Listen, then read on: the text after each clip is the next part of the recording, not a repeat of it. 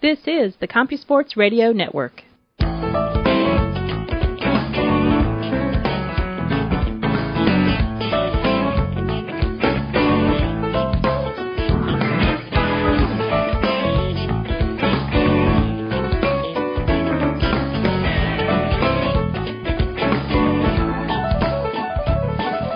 Welcome, everyone, to the CompuSports Radio Network. This is The Mesh Point. I'm John Anderson. We have a really fine guest today from up in the farmlands of Iowa. His name is Steve Gunther. He's the head of Gunther Publishing up there in Dubuque, Iowa. The website is located at optionfootball-publishing.net. Welcome, Coach Gunther, to the program. Thank you very much, John. Appreciate it.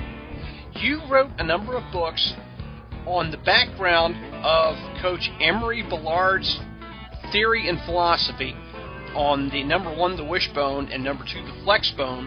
And then you wrote a third book on how to practice option offensive footballs. We've got 3 books here that we get to talk about.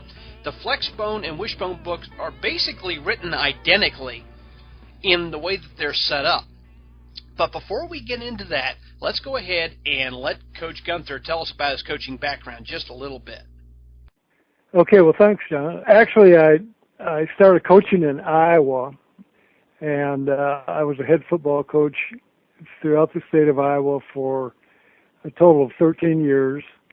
And I started out of course, as most people do, in small schools. One of them over here in the eastern part of the state of Iowa, called Northeast Community High School in Goose Lake, Iowa. Then I went to Emmitsburg, Iowa, and stayed there about 2 years. And Emmitsburg is really, as far as the state of Iowa, is one of the better football programs in the state of Iowa. They played in 14 state championship games and won 7 of them under a man by the name of Dwayne Twite, who coaches for his son at Iowa Central Community College in Fort Dodge, Iowa. I went to then one of the larger schools in the state of Iowa called Sioux City North, and I was there for 8 years. And decided at that point in time it was if I was ever going to get involved in college coaching, I'd go do that. So I went to Colorado State University and coached the offensive line there for 1 year, and we all got fired. So they always say, you know, you've never coached until you've been in a situation where you get fired. Well, head coach got fired, and of course we were all gone at the end of December. And then I got an offensive coordinator's job at Independence Community College, and I was there for 3.5 years. And I had never thought I'd go back to high school football, and a friend of mine from Houston area had called, and I was about ready to leave to go to the University of Montana in Missoula and coach offensive line there. And he invited me to come down and look at a job he had just gotten.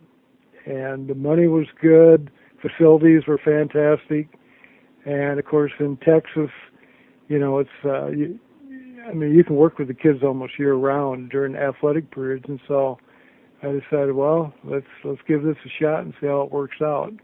So I ended up in Texas last 25 years, kind of in and around the Houston area in high school football. You've had a great run as far as coaching. You've worked with a number of great coaches, including Coach Bellard.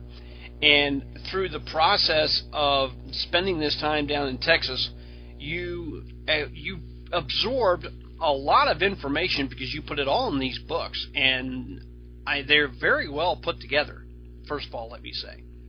Well, thank you. And every one of them are available at GuntherPublishing.com. You can go up there right now and take a look at them, buy them all. The one thing that I have a problem with, and with these books, is the numbering system. I mean, this is something that comes out of Star Wars. It's almost like algebra. Can you break this down a little bit for me so somebody like me can understand this? Right. I tell you, the interesting thing, when I went to work for Coach Bellard, I had been involved and coached the Wishbone, Fisher DeBerry, and Ken Hatfield when they were both at Air Force Academy. In fact, when I was at Colorado State University, we played the Air Force Academy, and Ken Hatfield was head football coach, and Fisher DeBerry was offensive coordinator. A little bit later on, when Ken Hatfield went to Arkansas, we actually put in his Wishbone, and so I really thought I was kind of familiar with that. And then when I was coaching high school football at Sioux City North, we ran the Wishbone, kind of a package that was put together by a man by the name of Bud Moore from University of Kansas. We went to Lawrence, Kansas, and came back and ran that successfully for about 3 years. So I really kind of thought I knew a lot about the Wishbone and option football. And I went to work for Coach Bellard, and the first meeting I was just stunned. I said, "God, I have no clue what he's doing here." And the numbering system was something that all of a sudden just came up, where he was identifying defenses by the use of this numbering system. And then also you would teach it to the kids, and the kids, before a play was run, they'd identify the defense and block it as such. So the numbering system, in fact, a lot of people aren't using this, still not using it to this day. For example, I look at some of the things that Georgia Southern, that I read about, and Georgia Tech, and a lot of the option coaches that are Flexbone coaches, their handoff key is, they start out counting them as number one. Number one's the handoff key, going from inside out, just outside the tackle, to the pitch key is like number two, and then, they count the secondary 3 and 4. Well, Emory didn't do it that way. And what he did is he wanted the handoff key to always be number 3. So you'd count from inside out, like 1, 2, 3 was your handoff key.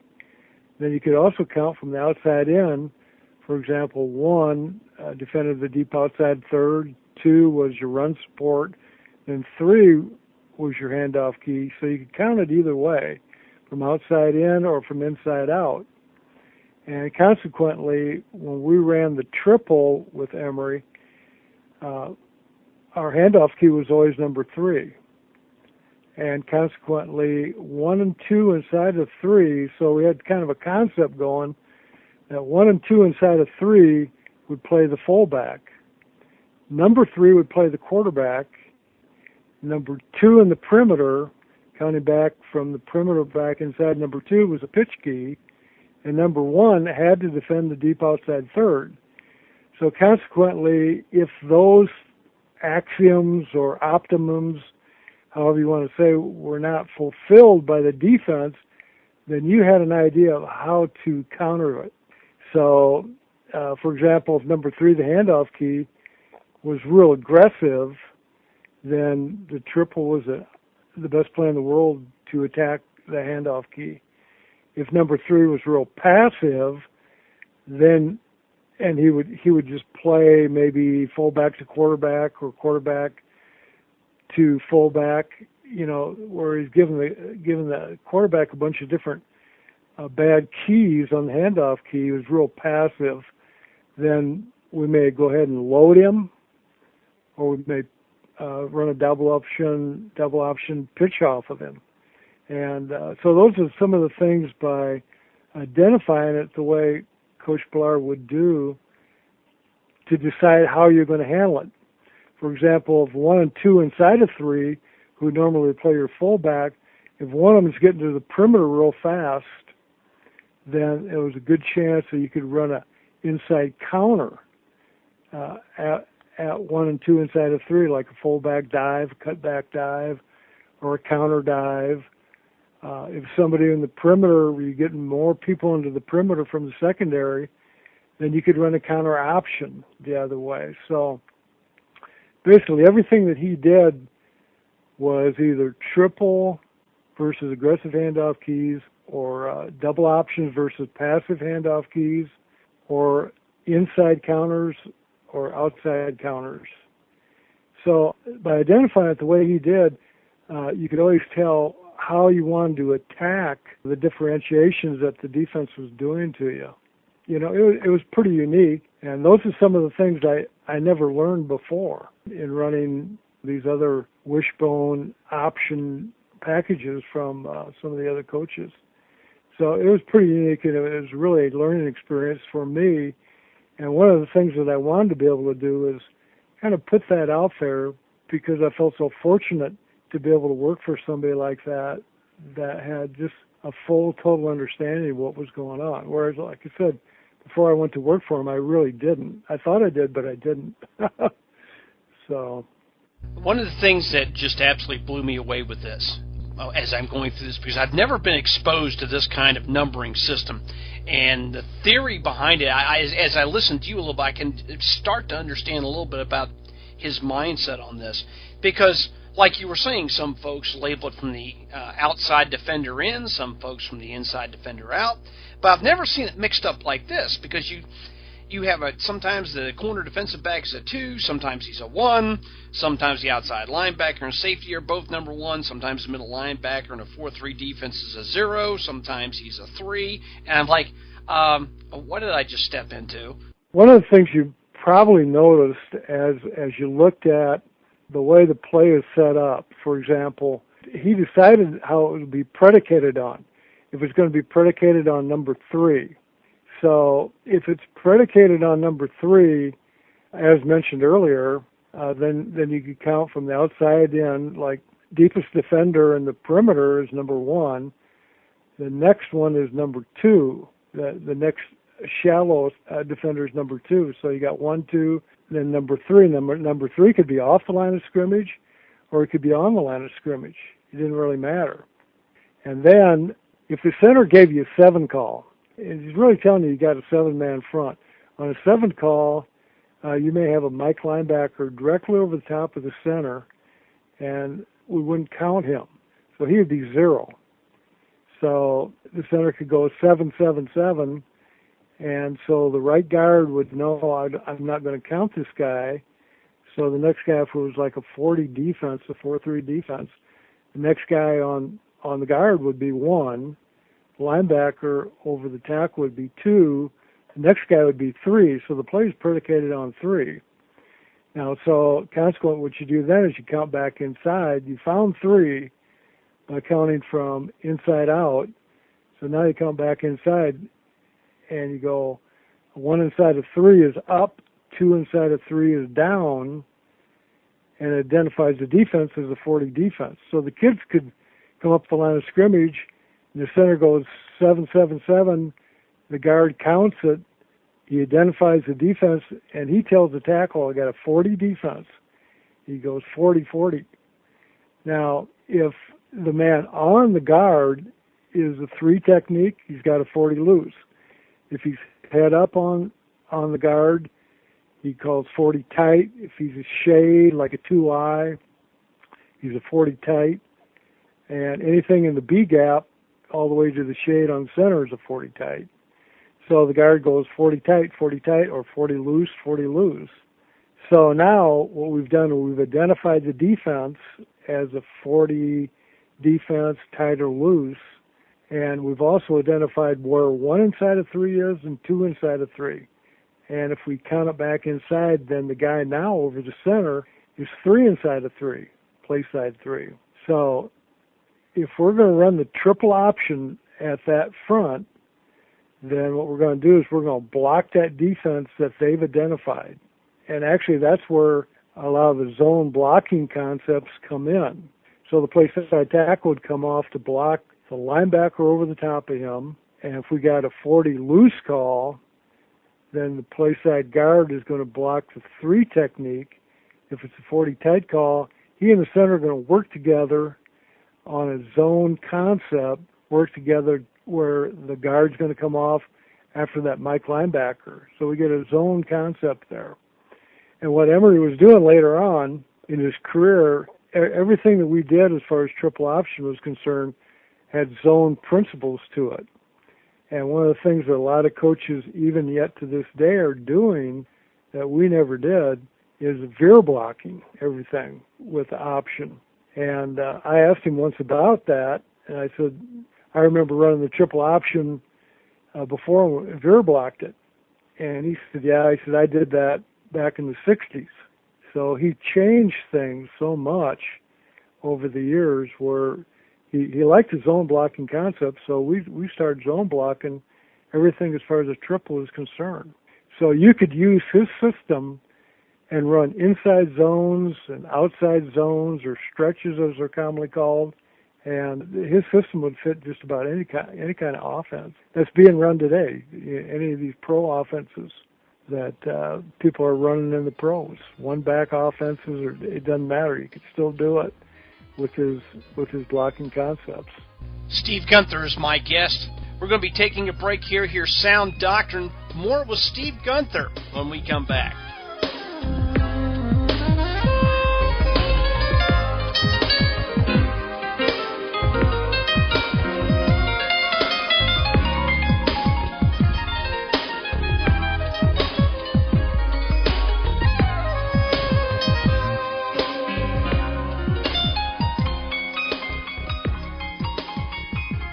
For over 10 years, Option Central has been the place where option football coaches go to implement an option offense, to fine-tune an option attack, and to better understand and defend their opponent's explosive option-oriented offenses. OptionCentral.net, the premier site for all things option football. Started by a high school football coach to provide specialized resources geared specifically toward coaches of option football. Articles, videos, forums, podcasts, ebooks, all available 24/7 from any computer with internet access. Ideas, insights, coaching points, and chalk talks from some of the most respected names in option football, including coaches Tony DeMeo, Larry Beckish, and Jerry Campbell. Cost-effective, convenient, with membership plans to fit any budget. Ready to improve your option football coaching skills? It's time to join OptionCentral.net right now.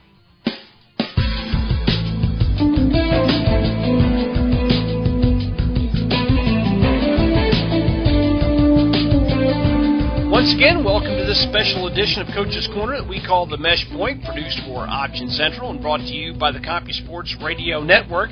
I'm John Anderson. My guest today is Steve Gunther. We've already talked about and identified the 3 books at Gunther Publishing. Go up there, buy them all.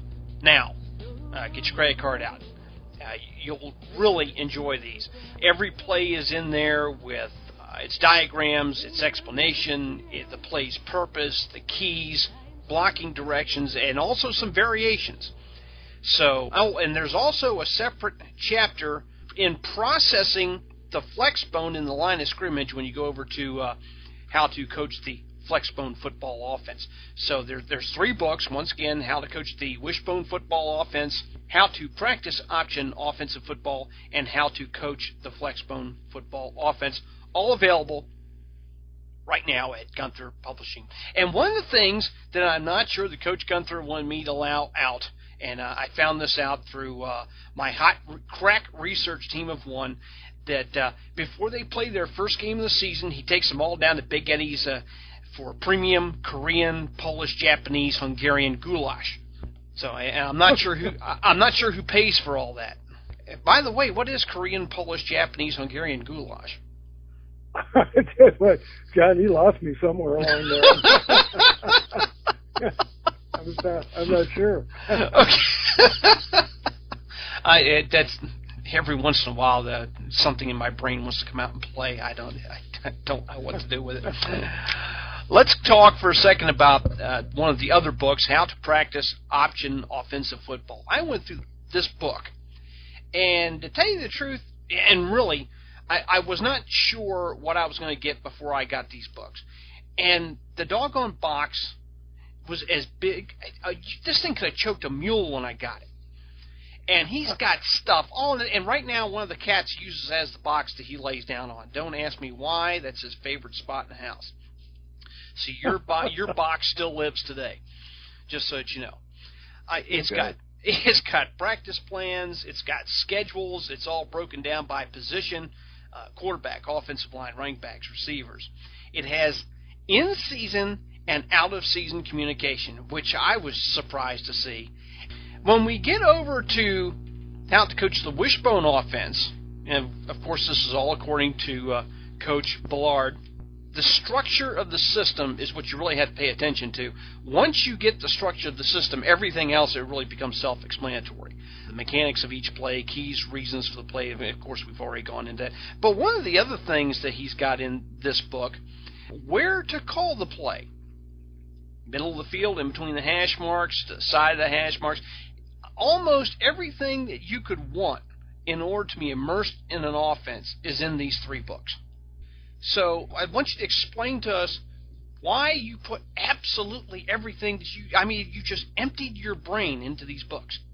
Well, I tell you what, Coach Bellard never ever gave us a playbook, and in meetings, what he asked us to do is to ask questions, and write down everything that he was putting on the board, everything that he was going over. So every coach in the room, what they did is they took notes, and consequently, we would go through about at least a good week of meetings with Coach Bellard before actually practice in the fall, where the kids would come in. And one of the things that we would do is we'd all get together and kind of select one of the coaches to go ahead and take all this information and put it together in a playbook. And if we had any questions about it, during that week period of time, we would ask him about it. So it's really an accumulation of lots and lots of different minds, lots of different assistant coaches that worked for him over a 7-year period of time. So I had all this information, and then also when we get into the season, he was pretty unique in that on Sundays, first thing we do is we put all the different defenses that there was a possibility of seeing that next Friday night on the board. And we put it up there with what's called magic water. If you can imagine this, we put all the formations up, all the different defenses on a wet board, a whole blackboard. I guess it's kind of a throwback thing that coaches years and years ago did, and we let it dry. So he could go ahead and run these different plays versus these defenses, and then go ahead and erase it.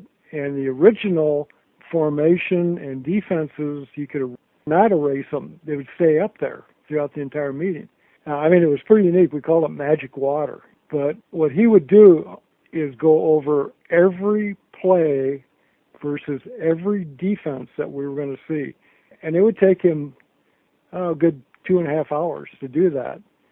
And we coached Ironman football in that even though we were a large school, we coached both sides of the football. So consequently, he'd go over the entire offense against those defenses that we were expected to see. And he would make points about, well, we need, if we're going to do this, we need to be on that left hash. And he always threw screens into his sidelines because he thought if somebody's going to clip, he may have a better opportunity with officials on his side to make the proper call, of course. Or if we were going to do something against a special defense, let's say it was a 50 defense where they were playing number 2 in the perimeter in an invert position, who was like a strong safety, wanted to run the play into that particular inverted secondary into that strong safety. So we would take notes in preparation, and consequently, when I put this book together, I'd go back through and I'd see these notes, and I'd say, well, there's that defense and there's that defensive situation that he talked about. I'd put that in the book. So there are a lot of things that are in that book that are things that were part of his thought process and things that he would do and things that he thought about doing during the course of a game. As I look at, I was just stunned by the amount of information that's in here. And I would probably say that this is on line with some of the professional playbooks that I've seen, to where here's our blocking assignments, here's our blocking variations, and we want to run in this area of the field because just the depth of the information there. I don't think that any student or group of students could learn this in a year. This has to be over a number of years period of time, totally acclimated to the system. Would you agree? Right, and that could be a reason why a lot of coaches probably don't use this numbering system. I'll kind of give you an example. Last time I went over to visit with Coach Bellard before he passed away, he would take special visits as the guest of, he said, Paul Johnson at Georgia Tech.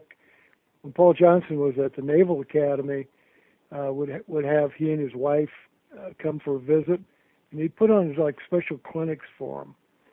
And I'm sure that Emory would probably present it with his numbering system, and and it's something that's one of the reasons I spent so much time in the book identifying these things, and also spent so much time in examples of plays being run, how those things were being blocked. Because I don't think you could sit down with him for one weekend, as an example, and really have a good grasp of it. And it's almost as if you had mentioned to me that that's kind of one area that's a little shaky in your mind. It's really something you have to look at and look at and look at, and kind of go back through kind of the optimums of the game and why those things are identified the way they're identified. And all of a sudden the light kind of comes on. Well, sure, that's what he's doing with it. That's why I spend so much time early with the introduction to it. Interestingly, one of the coaches, his name is John Iannucci, who runs kind of a forum called the Three-Back Forum. He's been just intrigued by it. Paul Markowski, who coaches the sprint at West Point, kind of a sprint football team at West Point. Running back coach at Army. Right. And, he's got a copy of it, and he's just really intrigued by the way that thing is set up, as I was when I saw it, Oh, so I bet you guys were sitting in a room, and he's talking, and everybody's like, what? Oh, yeah. That's why in a lot of cases he would go, I don't understand why coaches can't figure this stuff out. He would say that to me, and I always wanted to say, Emory, that's because we're not the genius that you are. Let's go ahead and I want to talk a little bit about how to practice option football, because you have so much in here, even in regards to the passing game. You even have the pregame drills, where to line up, what hashes, and all that. But you also have a layout of every segment of your practices, from 2-a-days to 1-a-days, and then you get your we get into some pads, and everything, and I mean absolutely everything, is laid out in this book. We get into different segments. We talk about the Flexbone a little bit. What was the motivation for setting this particular book up? Well, that was something, again, that I thought was really unique. And a lot of times I hear coaches talk about, well, how you practice. One of the things, if you're going to run the triple option, you have to really spend a lot of time at it. And they have to become really good at it. Otherwise, there isn't any sense in running it. And what this practice schedule is, again, kind of a unique thing that Coach Bellard did. And he spent years and years and years adjusting it. And the thing that's unique about it is that on Mondays, this is how we practice. Every Monday, all year long. On Tuesday, this is how we practiced every Tuesday, all year long. Wednesday, the same thing. Thursday, and then, of course, played our games on Friday. But it never changed. And so consequently, once that practice schedule was set, we never had to sit down after a practice and say, well, what are we going to do tomorrow? It was already set. So what we could do after practice then is go ahead and look at our practice film. He would film offensive line. You wanted to watch the offensive line, and then he would film the team's segments. So after practice, we'd all go into his office, and we would never set a practice schedule. It was set for the year. And we would sit down and look at our practice film. And we spend about an hour looking at practice film. Whereas on other staffs I've been involved in, first thing you do is you sit down as a staff and say, well, tomorrow I want to do this, I want to do that. It was set. And what we did is we looked at the film together. Anyway, the practice schedule was kind of set in stone for the year. You never changed it. And, Mondays and Tuesdays were our long practices, just like everybody else. Wednesdays, it's all team offense, team defense. Thursdays, we'd go out for just a little bit during our athletic periods. So the kids actually, after our athletic period was over with, they'd go home after school. And, of course, on Thursdays was our lower level games. Either the freshmen were playing at home or our JV team was playing at home. And so we would go watch those games. Practice schedule it was really unique in that I thought everything that's being done in this practice schedule revolves around the quarterback. And quarterback is going to have, during different segments, the running backs are going to come to him for about a 10-minute period of time. They're going to run all the supplemental plays. The split ends are going to come to the quarterback at one particular point in time, and they're going to throw all the split end pass plays. Tight ends are going to go with the offensive line for a little while, work with the offensive line for a little bit. Then it goes through some groupings where the quarterbacks and split ends get together with running backs. And then the tight ends show up and get with the split ends and running backs. Then eventually, the offensive line starts to get fit into it. I kind of thought it was a unique way to practice, and everything was being covered in that one practice on Monday. And everything was being covered in that one practice on Tuesday.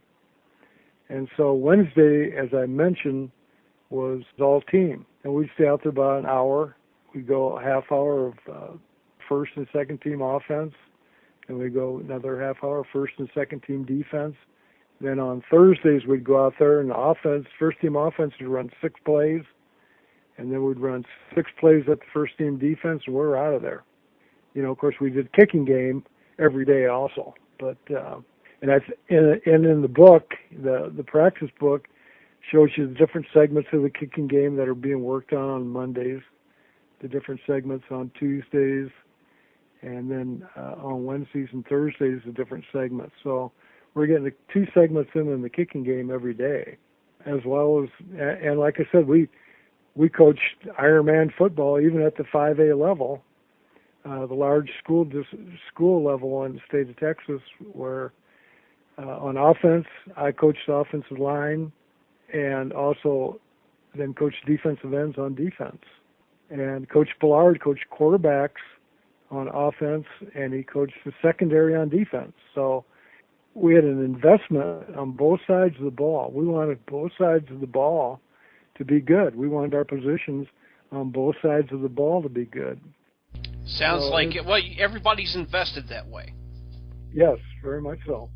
And he really didn't like the idea. Of course, he did it that way in college where he had a defensive staff and an offensive staff, but he just felt in high school he wanted his practice schedules to be set up where everybody had an investment in both sides of the ball. And also we all had investments in the kicking game as well. So it wasn't just like somebody would just coach offense and go, well, if we would have played better defense, you're going to get over them, you're going to coach some defense. I got you. Let's take a break here. Clarissa's going to run us out of this segment. When we come back, I'm going to be talking to Coach Gunther about situational option football, and I think you guys will get a kick out of this because I've got questions.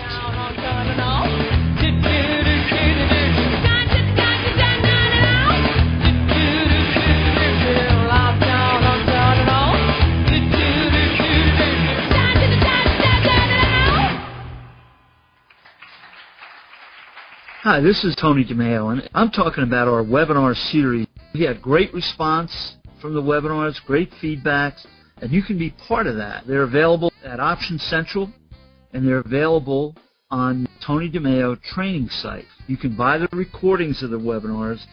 and see the webinars just as though you were actually there. Purchase one webinar, 2 webinars, 3 webinars, or the entire series.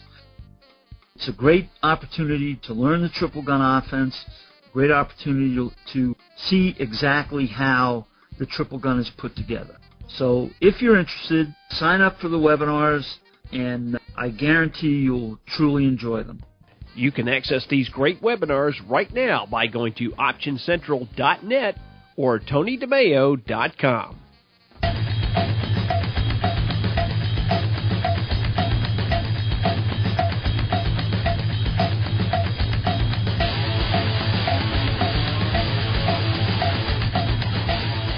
Steve Gunther, Dubuque, Iowa, is my guest. He coached for a number of years with Coach Emory Bellard, and I'm going to get that pronunciation right here eventually. I've butchered everybody's name on this show for 5 years. Why start now? Coach, there are a number of different philosophies on how to defend the option. Seeing the fact that this is an option-oriented program and a members-oriented program, only members of Option Central right now are getting this program.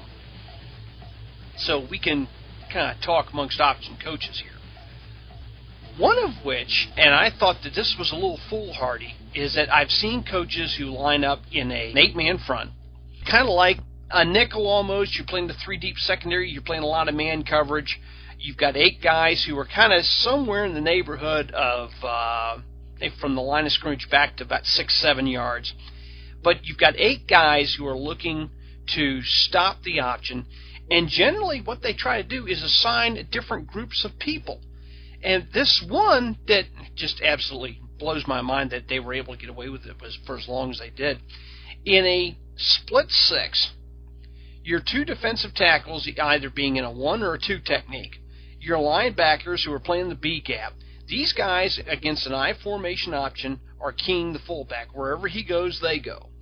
And then you've got your 5 techniques are going to take the quarterback, and then your floating ends or defensive backs, whatever that is in their terminology, are taking the pitch.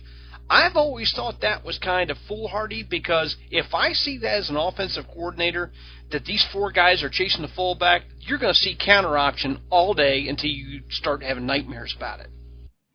Well, I mean, you can do it that way. One of the unique things that Coach Bellard did is once the team was scouted and we knew what defenses that they ran, the unique thing about Coach Bellard's system of identifying defenses, of course, was that a lot of people say, well, you're going to get the defense of the week if you're an option football team. You know, sometimes they're not going to play you the way they would play anyone else, and which is true to a certain extent. But the thing that he believed was there's only 4 defenses that can ever be used against you. There's combinations of those 4 defenses. You know, they can play, just as you had mentioned, you know, kind of a split 6 look on one side and a goal line look on the other side out of an 8-man front. And what he would do, he would memorize the numbers of those defensive players. So if we ran the triple to the right, and whoever made the stop on that play, he would say, who made that tackle? Well, it was number 59. He knew where 59 came from. And a lot of times he could hear, he put the ball in the hash, his hash, and the kids would call out the defense. They'd go 40 tight, or 50 tight, 50 tight. So he could kind of hear, and he knew where those players were aligned.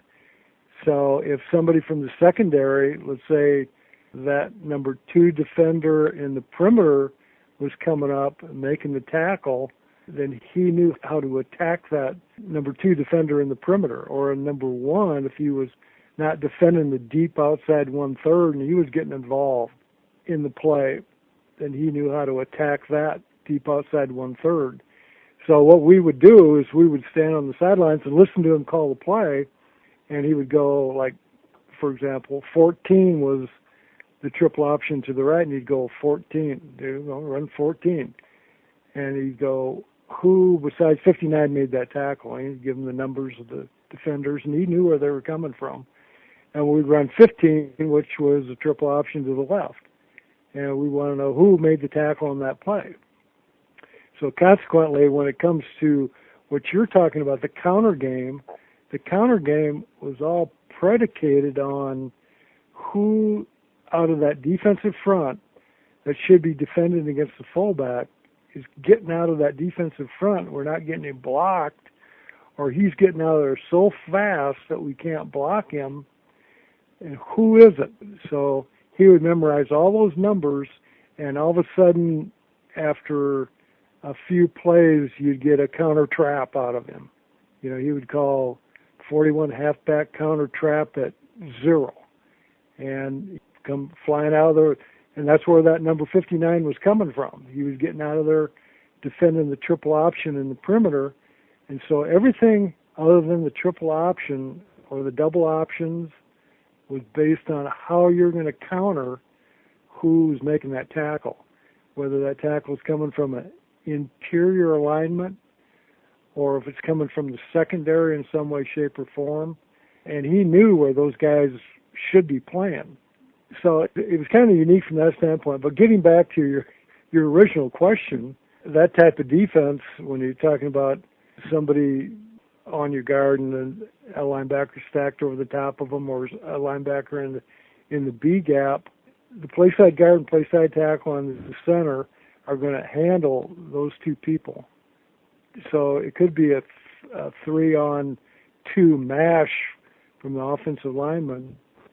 And if that linebacker starts to scrape real fast, then we're going to wall block him with a play side halfback. We're going to try to keep him from getting out in that perimeter. So we're going to option the 5 technique, read him with the fullback exchange, quarterback fullback exchange, and then if he's aggressive, if he's very, very aggressive and is playing the fullback, then the quarterback will jump out on number 2 in the perimeter, who should be playing the pitch. And if he takes quarterback, he'll pitch it. If he doesn't take the quarterback's going to run it. So the one thing on 8-man fronts that you have to be careful of, and you've kind of described an 8-man front, is that free safety running the alley. And one of the things that we would do against that is we may bring the split end over and crack on the free, or what we would do is, in most cases, we wouldn't bring the halfbacks over, but a lot of people are bringing the halfbacks over to do something similar to that, crack on the free. But the free safety, if he's really, really good, he has a good chance to play quarterback to pitch. And, of course, there's passing game that you can kind of take advantage of that. But, again, for the most part, he's the biggest threat is that free safety, playing quarterback to pitch, running the alley, or they commonly call him a chase player. So all those things you mentioned, what Coach Bellard would do is he'd try to handle that stuff, first of all, by running some form of counter. If the triple option was being affected in some way, shape, or form by getting too many people into that perimeter. There's another line of thought here, which I believe comes from the University of Virginia, and some of the things that they teach in defending the option, and I think this goes back a few years. It may even go back to George Welsh. And some of the ideas on the basic philosophies on the defense stopping the option. They want to make things happen quick for the quarterback, which is what we're seeing now with a lot of the zone reads. They want to pressure the quarterback into making a quicker decision than when he's ready. They want to create a guessing game that puts pressure on the quarterback, put the pressure back on the offense, hit the quarterback every time, hit the fullback every time, because the fullback is the key to you winning. They want to attack him, create turnovers. They want to tackle him, hit him low every time. They want movement before the snap. Free safety linebackers, a lot of movement there. Put a little bit of indecision on the pre-snap. They want varied techniques more than assignments. But, of course, then you come back to less is better. How much do you really want to show them? Do you want to not confuse yourself? And there's a few other things in here, like secondary being involved. They want to be hungry to get involved in the run. Another one that they want, as far as in the preseason, take a 4 and 5 day section to work on the option, different types of options they're liable to see during the course of the year. Practice specifics, half lines, with or without the ball. On Mondays, definitely work on the option 15 minutes regardless of who you play, and they wanted to put emphasis on running down the quarterback from the backside, tripping him up, get his legs tangled up. Don't allow him to get into space. Now, I'm sure you see a lot of these things every week when you were coaching. Is there any one thing that stands out to you out of those that I listed out there that you saw more than others? No, actually, all the things that you've mentioned are things that people have attempted to do. Last thing you mentioned, try to chase that quarterback down from the backside. And I've seen it work. That guy on the backside's got to be pretty fast, to get flat and get the quarterback from the backside. Of course, the quarterback's taking a little bit of time. What we did is we would go through a ride and decide whether he's going to give it or keep it. So that takes a little time. So if there's somebody on that backside that's got some speed, there's a good chance that he could dive and maybe catch the quarterback periodically from the backside. And that's an effective way to do it. Unless his name is Michael Vick. Right. Yeah. Now, hopefully your quarterback's fast enough that in running the option game that he's fast enough and he's not going to be slow-footed that, he can get the heck out of there in pretty good shape. Anyway, there's all kinds of ways that people attempt to do that. One of the things you mentioned earlier is press the line of scrimmage. Somebody takes the fullback real fast, and then somebody will take the quarterback off. They're lined just outside the play side tackle, and they're coming down fast. Take fullback, quarterback as fast as they can. And even though the quarterback may hand the ball off, they're going to try to smack him, hit him on every play. There's ways to combat that. People are doing things like that. Probably the best thing to do just right off the bat is to go ahead and run a kind of a load scheme on the handoff key and pitch quickly off the pitch key, or load the pitch key real quick and fake to the fullback and just get the ball out on the perimeter. One of the things that Coach Bellard did to affect that real quick is he ran a speed option at it. So in other words, if somebody was stunning at the handoff area, they were playing kind of an off stunt into the handoff key would go outside and they'd bring the stun in. That can be pretty effective to stop the triple. Or as mentioned, somebody taking the fullback and the quarterback real quick off the edge. What he would do immediately when he saw that happen is just run a speed option at it. Pitch the ball right now on the perimeter. And the fullback would arc, play side halfback would arc, and the backside halfback would catch the pitch. There was no option to it at all. The quarterback would just take snap and turn and pitch it. And one of the things that the Naval Academy and also Georgia Tech are doing against that stuff is they're running kind of a toss play, very similar to what we just mentioned with Coach Bellard running a speed option real quick. And so those are all the things that kind of counter those confusing aspects of trying to stop the triple option. That's a nice list, too. Oh, yeah. The one thing we found is that the first time you get that ball out on the perimeter real quick like that, and you rip off about a 50 or 60-yard gain, all of a sudden they go, oh, God, we better not be doing that anymore. And so that kind of puts an end to it real quick. One of the things I saw, and I think this came out of the University of Florida with Doug Dickey, I'm not sure if you're familiar with his offense, when you started seeing a lot of crazy things going on up in the inside, they just pitched it out. And all three backs are flying out there to the perimeter, and you come up a man short, and the next thing you know, they're sprinting down the sideline.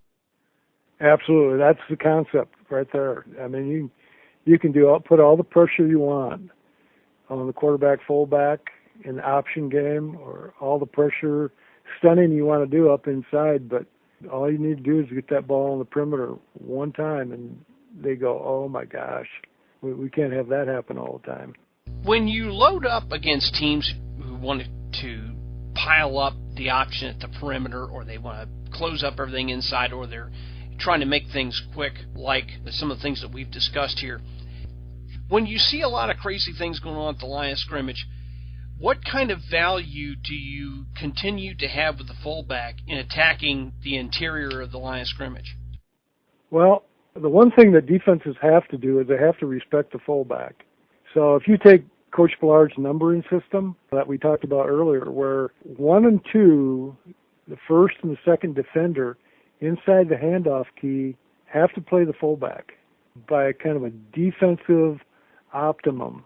One or two of those guys is getting out of there real fast to get to the perimeter to stop another aspect of a triple option or another aspect of the option game, then that's only leaving one of them to try to stop the fullback. So one of the things he always said was the first counterplay we're going to put in is what he called 52-53, which is just hand the ball off to the fullback and let him find a soft spot to run through. And in the option game, your fullbacks are normally pretty tough kids. They're probably the toughest of all the running backs combined, and they've been taught to run up inside. And so if you just tell them we're going to turn and hand the ball off to you, and you find a soft spot in that defense and make some yardage. A lot of times what we did is we blocked for the fullback, just fullback handoff. We blocked it just like we would the triple and just handed the ball off to him. It said, find a place to run. And I'll be darned, they'd find a place to run. Sometimes, like versus a 50 defense, they'd take the ball from the quarterback and break it all the way on the backside of the center. We'd have a nose guard that was slanting to the play side. The center would stay on him, and the fullback would take the ball and go all the way in the backside. And usually come out the backside just running like crazy, So it reminds me of that kid from Montana who a couple of years ago who was the fullback in their option offense. He ran for like 1,200 yards. Oh yeah, and I'm sure there's lots and lots of option football teams out there that just hand the ball to the fullback and just say, hey, find a place to run. And we did that. We call it 52-53, and a lot of times the quarterback would hand the ball off and just kind of get out of the way because he may cut it back. And a lot of people thought we were still running the triple. They'd go, where in the world why'd that fullback cut that thing back? Well, that was a predetermined handoff. So Coach Bellard always said, he said, you could run the triple option and the double option and he called it the fullback counter, because all he's going to do is find a soft spot in the fullback counter, and you wouldn't need anything as a counterplay. He said, but we're going to run other ones. We'd run counter ISO and counter option and different kinds of counter traps. He believed that that's all you really needed was that fullback cutback play. And Coach, we are out of time, unfortunately. We're going to have to get you back on here again because there's probably another 3 pages of questions I want to ask you here that at some point I want to get around to asking you. Gunther Publishing is where you can get these fine publications, and the one on how to coach the Wishbone football offense. Before I saw this, I thought, how many pages could he possibly have in this thing? And there's got to be at least 300 pages in this thing. If there's one, there's two, close to 300. The how to practice option offensive football. You see how big this sucker is. This is 133 pages. There's a wealth of information in those. And then set up like the Wishbone playbook, how to coach the Flexbone football option. This one's even thicker than the Wishbone one, I do believe, in the passing game. I've got to get around to asking about the passing game next time. Got it, because you've got concepts in there that I was using in a pro-style offense. So, yes, Steve Gunther has been my guest. Coach, I want to thank you for being on the show. Thank you, John. I appreciate it. Once again, Gunther Publishing, located at optionfootball-publishing.net. That's optionfootball-publishing.net. There is a wealth of information in those books up there. I believe he will also take cash, won't you, Coach? Oh, yeah, that cash is always good.